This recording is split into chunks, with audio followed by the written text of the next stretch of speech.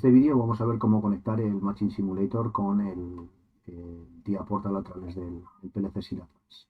Para ello vamos a hacer uso de las escenas que ya tenemos grabadas y que vienen con la instalación del programa. Vamos a coger esta primera escena a modo de ejemplo. Nos daría igual utilizar una escena que otra.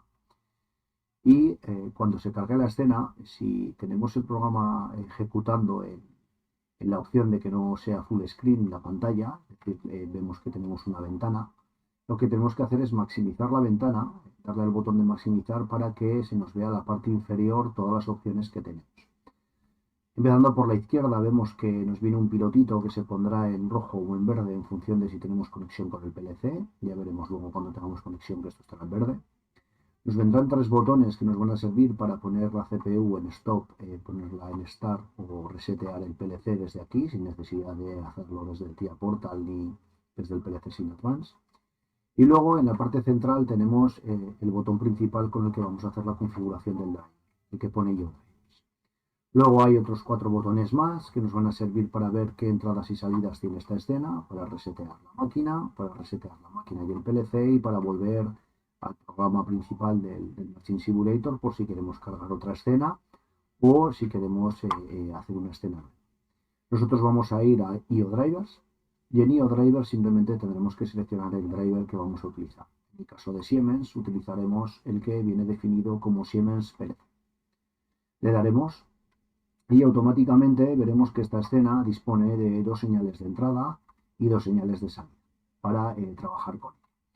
Si nosotros nos salimos un momento del IO Drivers y queremos ver desde el view IO, desde el view de entradas-salidas, el input-output, si queremos ver el funcionamiento de la escena, podríamos verlo y forzar las entradas y veríamos cómo se van activando las señales. Vemos que cuando llega a la parte de la izquierda se activa el que pone fotocélula 2, la señal, y cuando llega el de la parte de la derecha, cómo se activa la de fotocélula 1.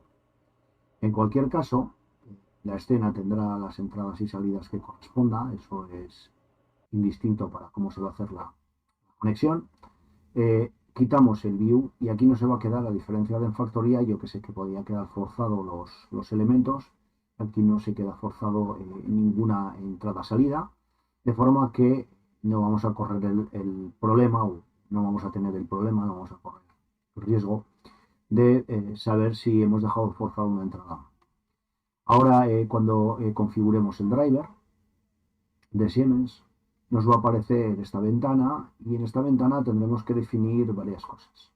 Por un lado, tendremos que definir la IP de nuestro autómata, la que estemos utilizando dentro del Advance. Sabemos que el Advance tiene tarjeta de red, por lo tanto, la IP de ese autómata será la que tengamos que poner aquí.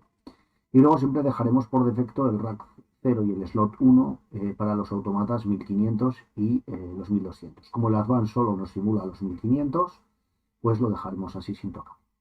Y para el caso de entradas-salidas digitales, como es el de la escena, simplemente tendremos que tocar estas dos partes de configuración del. Por un lado, el byte inicio para las entradas, para las input.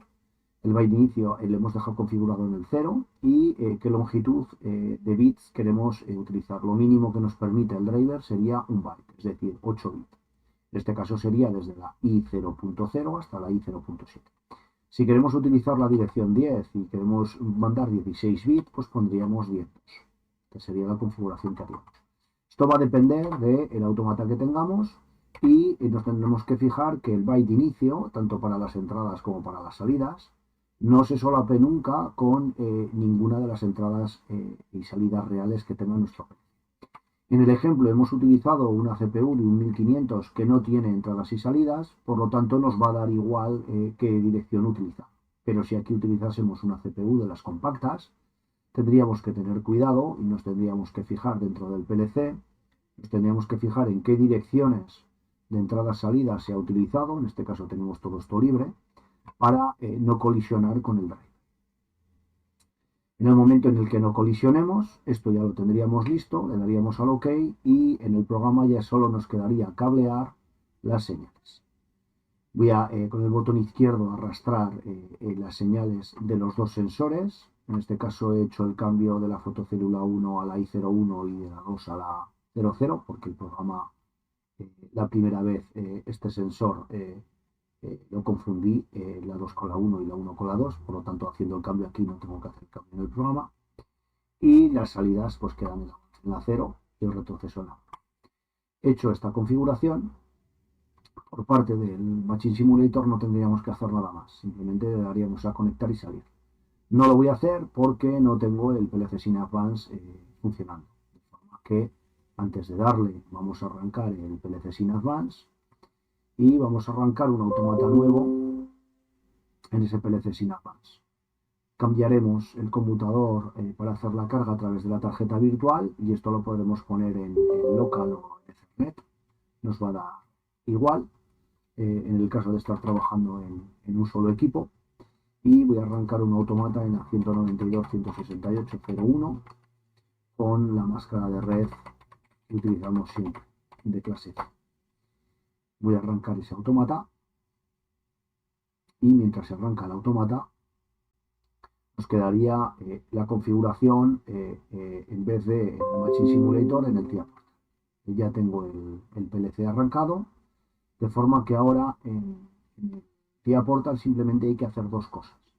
Por un lado hay que verificar con el botón derecho propiedades en el árbol del proyecto que tenemos la compilación de bloques, la simulación activada. Esto es para que nos cargue el programa en el Advance. Y por otro lado, en la configuración de dispositivos, vamos a verificar que la protección y seguridad de este PLC tengamos activado el mecanismo de conexión PUTGET. Esto es porque el driver de conexión utiliza el conjunto de instrucciones del protocolo S7, entonces necesitamos que esto esté activado. Con esas dos cosas activadas podríamos ya compilar nuestro programa de control y podríamos transferir el programa al autómata utilizando la tarjeta virtual que utiliza el Advance. Cabe destacar que esa tarjeta la tenemos que tener en rango, es decir, no tiene que estar habilitada en el DHCP, no tiene que estar activado para que todo funcione correctamente. Vamos a buscar el autómata.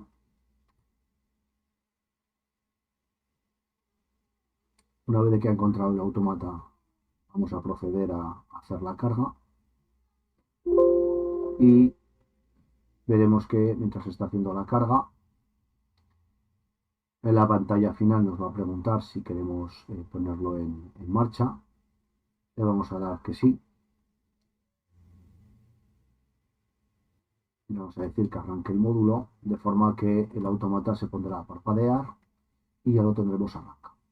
Justo en este momento, cuando ya podemos marcharnos al Machine Simulator y darle a conectar el driver y salir.